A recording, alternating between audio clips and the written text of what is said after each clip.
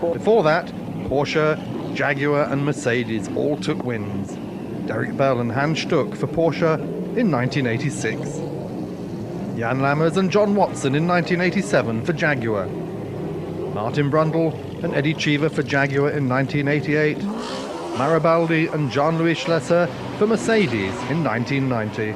And it was Brundle again with Derek Warwick for Jaguar in 1991.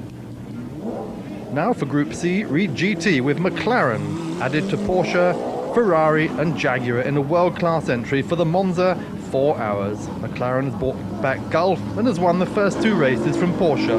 De Tomaso is here, the ADA Pantera for Andy Wallace and Torkild Turing. Jaguar 2, Richard Piper bringing back the XJ220 which raced in Italy last year. More Ferraris from the Aldix Pilot team for Michel Ferte and a second one for Paul Belmondo. And Martini is back with 2 Freisinger Porsches. More on that later.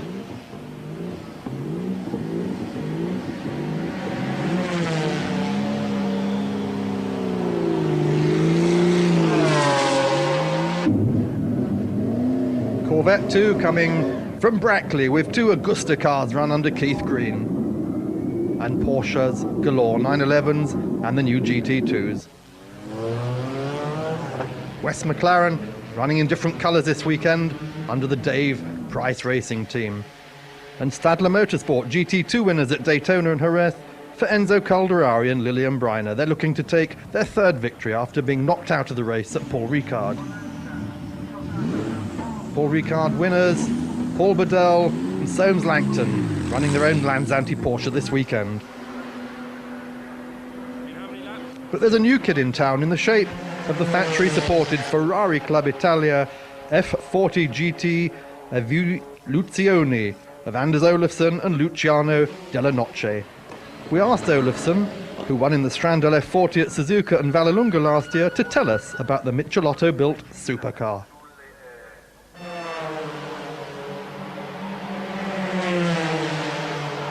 During the winter, this car has been modified,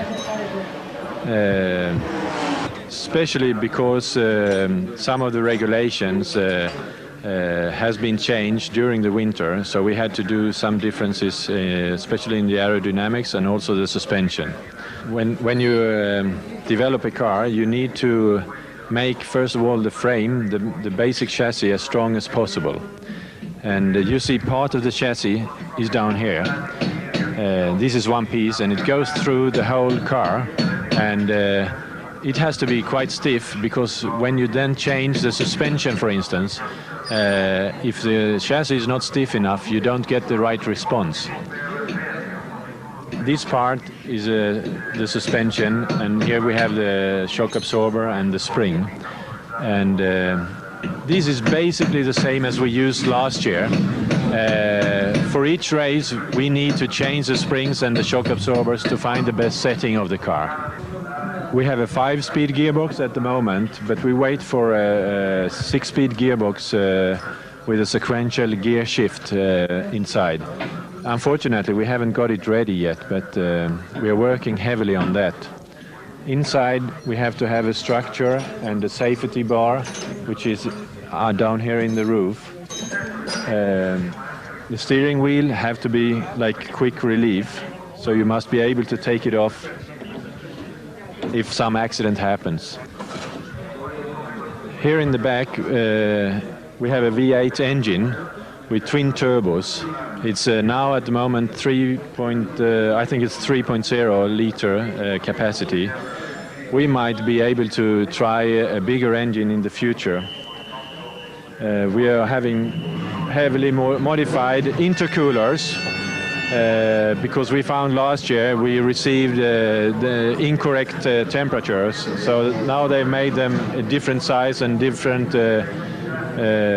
construction. What we can see here is a new type of underwing. This has been changed dramatically since last year. Last year we had a different angle and a different size of the underwing. So this is a a new piece at the back as well compared to last year. It has a twin-piece wing, and the upper part is adjustable. So if we want to improve and increase the rear pressure, we can adjust the rear. This position has been changed since last year as well, according to the regulations. So we've been able actually to move the wing a little bit rearwards. Other than that, it's not a big difference. There are some minor pieces brought onto the bodywork because it's, I think it's homologated on the American version, and that gives us the advantage to use the wing as far back as possible. So this was a trip around my Ferrari. I hope you've been enjoying to watch this, and I will try my best to be in good position for the future and to win some races with this car.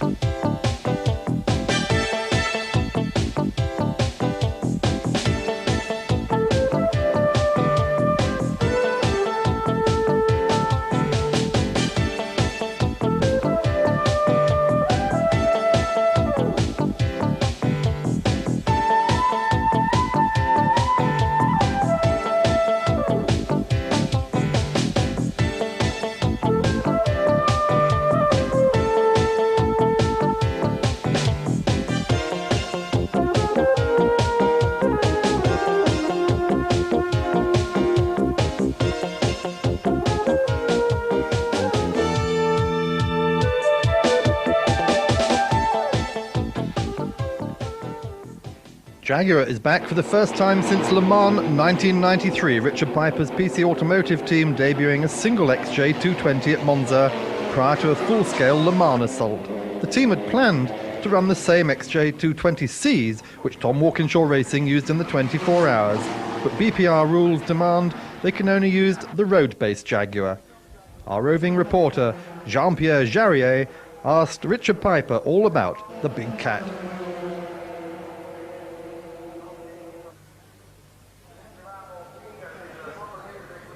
No, I have never driven the car before. The first time was at Snetterton. We did 15 laps before we came here, so we've had no testing at all. You are happy with these big brakes? Is it okay without anti-blocking system? The brakes we have had problems with today. We've had a little problem with discs, but mainly because of the temperatures. We weren't getting the front discs up to temperature. Okay. Will you be able to get more power from this engine to be competitive or to be as fast as the F40 or the McLarens? I think the F40 and McLarens are a little further away from us than we would like. We can get more power from the engine, yes. We're a very conservative power band for the race, and we're not running anything in the way of qualifying boost or anything like that. We're just running it at a pace that we want to test the car at, really. Do you have a 6-speed gearbox? No, we only have 5-speed gearbox. We'd like to think that we will change to a 6-speed and maybe a different gearbox at some time. And the car is a bit over the weight limit. Is it? It's very heavy, I think. Yes, it's. We weighed in at 1188 kilos, which I think makes us the heaviest car here. We have lightened the car in lots of areas, but there is more room for us to be lighter. Okay, so we have a lot of things to do on this car, and it's a good thing because you have the future for you. But tell me, when I look at the rear wing at the front of the car, I think you need some more downforce, isn't it? Yes, we would like a little bit more downforce. We'd like a little bit more downforce at the front as well, because we don't have much air on the front of the car. So we're very early days. We'll get better. Do you have enough sponsoring and time to go testing? Yeah? There is never such a thing as enough sponsoring.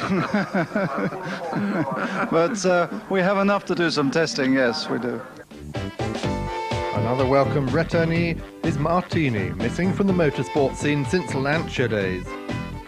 But it all started here in Italy in the 1970s. Well, to celebrate more than 20 years of Martini racing, which in those days included 2 Le Mans victories,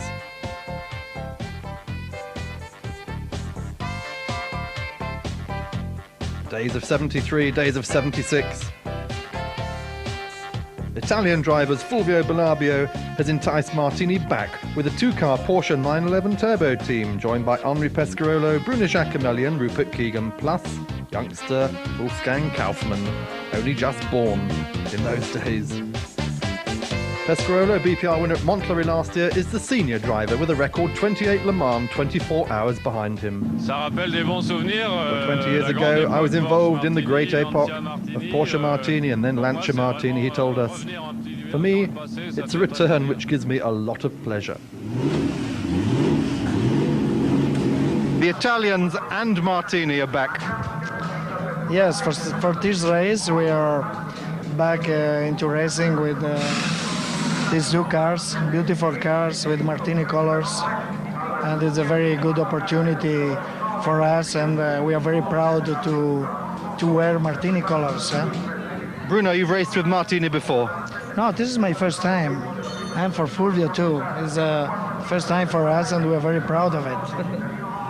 Fulvio, you brought Martini into GT racing. Was it difficult? Well, I think I have very friendly relation with Martini from many years in offshore, in the race when I stay in Porsche, Henri Pescarolo stay in Lancia Martini. I think Martini came back to race very strong last year, this year in the rally last year and this year with DTM. I think it's a very good opportunity for everybody to race together in GT car, for Martini and for us. Strong perhaps, but things don't always go quite as smoothly as planned. Freisinger Racing, who's running the two Martini Porsches, faces an overnight engine change.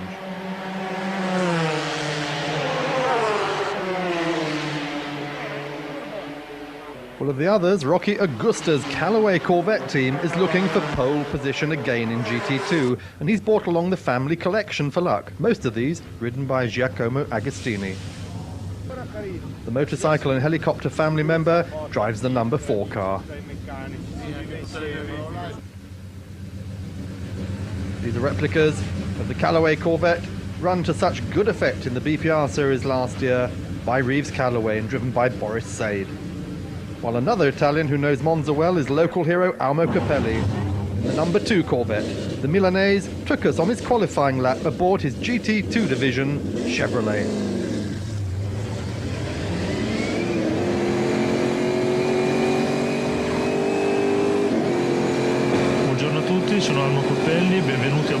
Welcome everybody, he said, on board my Callaway Corvette here at my home track, Monza, 5.8 kilometers in the Parco di Monza, the old gardens of the palace. Heading into the Rettifilio chicane, the Variantes, 4th gear, then heading for the Curva Grande, in 4th up into 5th. Almost immediately we're braking for the 2nd chicane, just before Lesmo. Che precede la seconda variante prima di Lesmo, qui si scarica la quarta, la quinta, adesso siamo in sesta. 5th gear, down to 4th, 3rd, 2nd. Questa variante in terza marcia, prendendo il cordolo interno esterno. Then heading into the first of the Lesmos, 4th gear again. Quarta, andiamo verso la prima di Lesmo, si percorre la quarta. Tra la prima e la seconda si sta all'esterno per affrontare 2nd Lesmo, much tighter now. After the modifications to the circuit following Imola last year. Siamo ora in terza quarta verso il curvone. Down under the bridge over which the old banking goes. Non ci sono particolari problemi. Braking hard for the Roggia chicane. Ascari, it's called, 4th gear. Dropping down again into 3rd. Then accelerating hard, 4th into 5th, then onto the back straight. Heading for the Parabolica. Si mette quarta e a questo punto la quinta. 5th gear. Abbiamo un cambio sequenziale a 6 marce. Qui siamo in sesta e ci avviciniamo alla touch on the brakes for the Parabolica. La Parabolica è una curva molto veloce, molto tecnica. Si very tight, very technical. Questo è il punto esatto di corda, a 3/4 accelerating hard again. Si mette una quarta, 4th gear, una quinta, past the pit entrance, 5th gear. Filo, dove si raggiunge una velocità then we start braking again for the Rettifilio, reaching 300 kilometers. Questo è stato un giro Tomorrow, con me, spero vi sia piaciuto. I hope we can do just as well. Fare del mio meglio e buon divertimento. Well, Capelli takes GT2 pole on this lap, while the Italia Club Ferrari F40 takes the outright pole. Hi, we are on pole here on Monza. See you after the break on the grid. Well, you rejoin me, Mark Cole, on the grid here at Monza for the third Karcher GT round, where the factory-backed Ferrari Club Italia car of Anders Olafsson's taken pole at the head of a 32-car field. Second fastest, not Gulf McLaren as expected, but the West Competition F1 GTR of John Nielsen and Thomas Bischer. Second row, another Ferrari, the Aldix Pilot F40 of Michel Ferté, and then the first of the Gulf McLarens, that of Pierre-Henri Raffanel and Owen-Jones, fourth fastest, despite losing a wheel in final qualifying.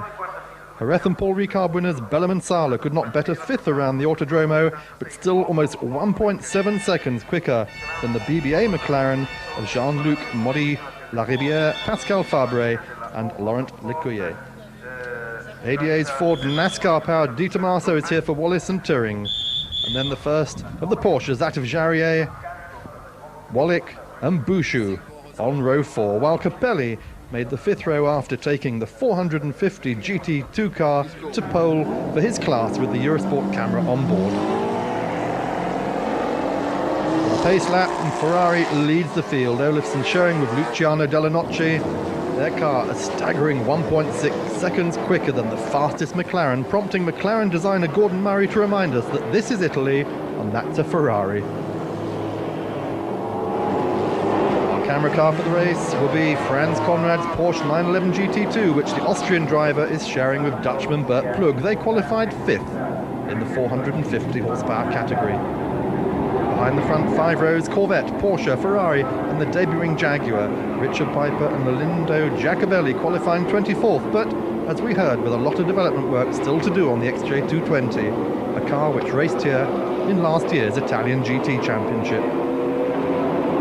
The third start in the Karcher Global Endurance GT just seconds away as the 32-car field rounds the final corner, the daunting Parabolica, and with FIA International Championship status now granted, this race is for points. The Gulf McLaren of Bellem and Sala starting at Monza as leaders of the series.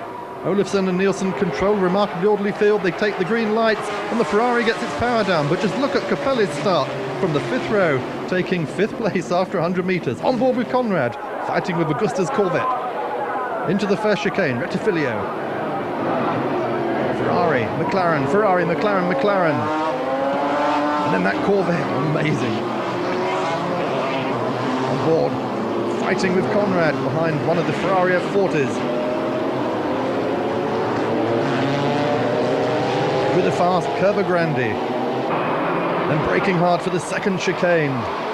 Oh, and Nielsen really attacking there, and Ferté in third place. Oh, big sideways moment. The two Gulf McLarens, the Corvette, the ADA Di Tommaso, then the BBA McLaren back on board with Conrad fighting the GT2 car. Even has time to take his hands off the wheel to adjust his gloves. But look at this, Ferrari, McLaren, Ferrari, McLaren, McLaren, and that Corvette still there leading the Pantera and the McLaren and the Labra Porsche.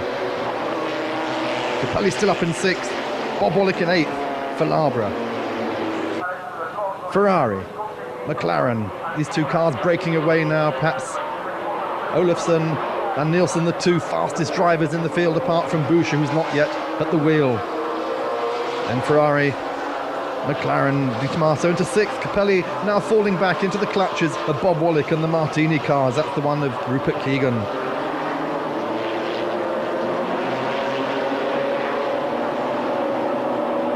Into the Parabolica. Look at that, diving out from behind. It's Pascal Fabre there, passing Andy Wallace's Di Tommaso. That Corvette's still well up there. Supernatural Corvette holding off the whole of the Porsche brigade.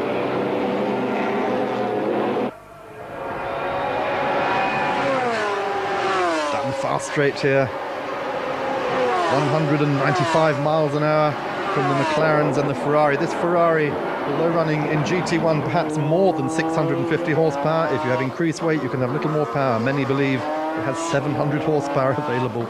Still the Corvette doing a great job, and the Porsche's just unable to get by. Back in car with Conrad. Big battle here. The third place in GT2. Conrad, whose car won at Paul Ricard, driven by others. He's now taken the car over himself with Bert Plug.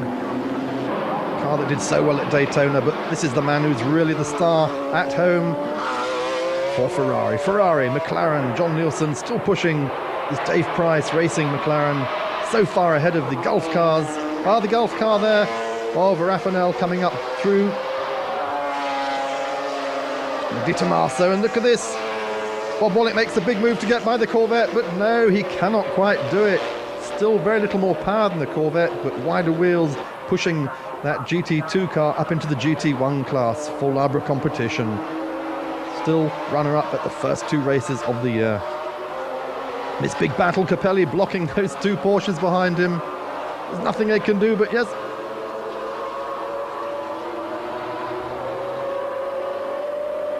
Does all he can to get through on the inside there.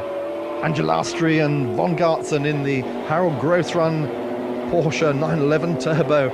Only just has the edge as they come out of the Parabolica onto the start straight. But no problems at all for this man in the beautifully presented, factory-supported car. The car which Luca de Montezemolo ordered to take on McLaren and stop them winning sports car races. Raffanel there. And Pascal Fabre doing a great job this weekend. Only the second race for the BBA car, starting 1 race later than the Gulf and West cars.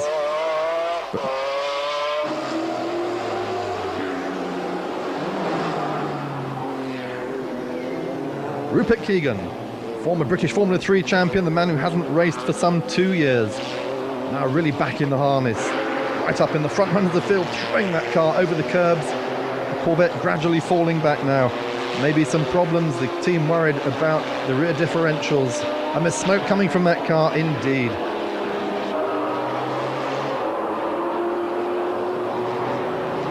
Paul Bedell makes a move to go inside. Oh, and out of the race. Into the gravel, Philippe Albera. In his Porsche, you'll see once the smoke has cleared. The Jaguar is in trouble too. Richard Piper retiring also after 3 laps with gearbox problems. An inauspicious debut, but as we heard, a lot of work to do on the cars yet. Well, Capelli's GT2 leading charge does not last for long. Callaway Corvette smoking, team manager Keith Green looking for the car, and it's in for 2 stops and eventual retirement. Problems also for Paul Belmondo. Slowing out on the circuit, and here we bring the Aldix F40 in with gearbox problems. Problems with which it has been plagued all weekend. Le même problème qu'on a eu aux essais, on a un problème avec le We've had the same problem all weekend, he said. Gear selection basically and gearbox problems. We haven't been able to cure it. Je pense que c'est un problème de commande de boîte et pas de boîte de vitesse par elle-même. So it's all down to the gearbox. We don't quite know what exactly. Well, after only 6 laps, leader Olafsson, second place. John Nielsen and already closing on back markers here in 3rd place at the moment. Ray Bellum in the number 1 Gulf car, then Ferte in the 40 pilot car, and Raffanel right on his tail in the second of the Gulf McLarens. Gulf starting to come back into the ball game now. Lapping already. Through goes the Ferrari. And the McLaren right behind it. Conrad fighting for GT2 with Rocky Augusta. This now becoming the class battle, and through he goes, coming out of the Parabolica, just getting the power down, looking over to his left, making sure he's given both those cars enough room. Oh, and problems for Ray Bellum. Look at that rear wheel, it is not turning. It's loose, the rear wheel come loose again on McLaren. Well, the team is waiting for him after radio message. He has got problems. Heading back, this is the 2nd time this weekend. And the 2nd time in 3 races that McLaren has had big wheel problems. In he comes, Michael Caine's team. Jumping on the car, they know what's wrong, they're ready for it. And there's the evidence. The tire almost cut through by the rear bodywork as the wheel was flapping around. Lucky to get back safely. Out he goes again. But sadly the Gulf car will be out for good. A little later, out of fuel as the team tries to stretch a final lap before Bellum hands over to Sala. Well, after 2 hours of racing, here's the positions. Ferrari, McLaren, Porsche coming up. Bob Wallach and Christoph Buescher having done a great job to push that car up into third ahead of the BBA McLaren and the Conrad Porsche. Well, still the lead battle goes on. Different drivers, Luciano Dellanocci and Thomas Bischer, the owner of this car, doing a wonderful job. John Nielsen back at the wheel now. This car on Goodyears as opposed to the other 3 McLarens, which are all on Michelin tyres, and giving Nielsen and Bischer the racer's edge this weekend. Well, we just saw the third place Porsche, which becomes second as this routine pit stop by Dellanocci handing over to Olofsson goes wrong. The brake pads, small brakes, as you heard Anders telling us earlier, fuse themselves to the discs. They won't come out of the calipers. It takes 5 minutes of work and they lose the lead and second place, dropping down to third in the order behind the West McLaren and the Labre Porsche. Not only that, out they go and they're back in a lap later with a puncher dropping them even further down. So this man, John Nielsen, for West competition in the McLaren, heading for what looks like this car's first ever victory. Gulf has taken the honours at the first 2 races in second place. Now at the wheel, Jarier having done a good job with Buescher and with Wallach to give what looks like the third consecutive runner-up position for that car. Here in third place, Anders Olofsson now really getting the pedal to the metal in the Ferrari. No problems apart from that puncture and a slight brake trouble. Here's our race leader. Final laps unwinding for John Nielsen, heading for what will be his first major victory since the 1989 Le Mans 24 Hours.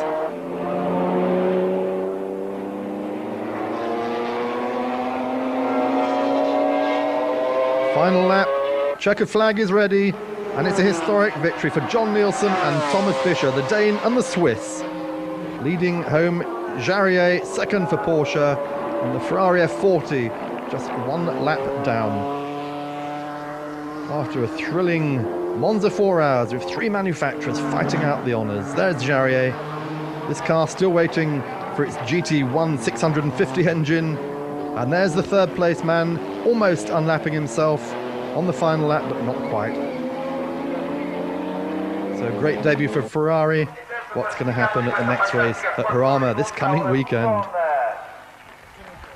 Well, on the rostrum, Bischer and Nielsen showing the victor's spoils. All acknowledging it's been a classic race, as Monza always has produced here.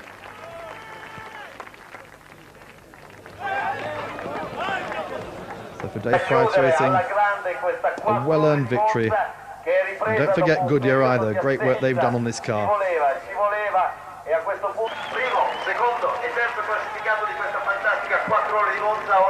Champagne flowing as ever, as we took the chance to talk to John Nielsen.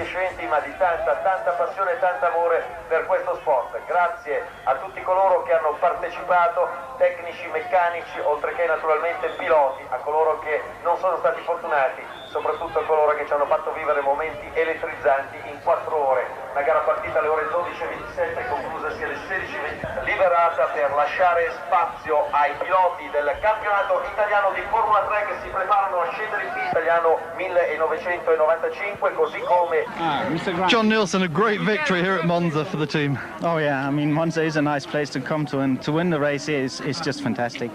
The team did a great job, the tactics, the planning, all weekend it looked good, not on Friday, but we got it right.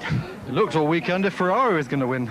Yes, I would say so, you are right actually, but I had to use extra revs to keep him behind me when he's putting pressure on, and I was using a lot of fuel there, but I had to take the chance. This wasn't an endurance race, was it? Not at all. I mean, but that's why we're here. 4 hour races don't have to be endurance. We can sprint for 4 hours. You've beaten the Gulf McLarens, you've beaten Ferrari, you've beaten Porsche. Can you do more this year? Well, if we can beat them all every time, we're happy, huh? I don't know. I mean, we've won the first one now. We're on the right route to learn about the car. Still a lot more to come, and I look forward to it. Great. Thanks. Well, there's the race results. GT2 victory going to Conrad and Plug.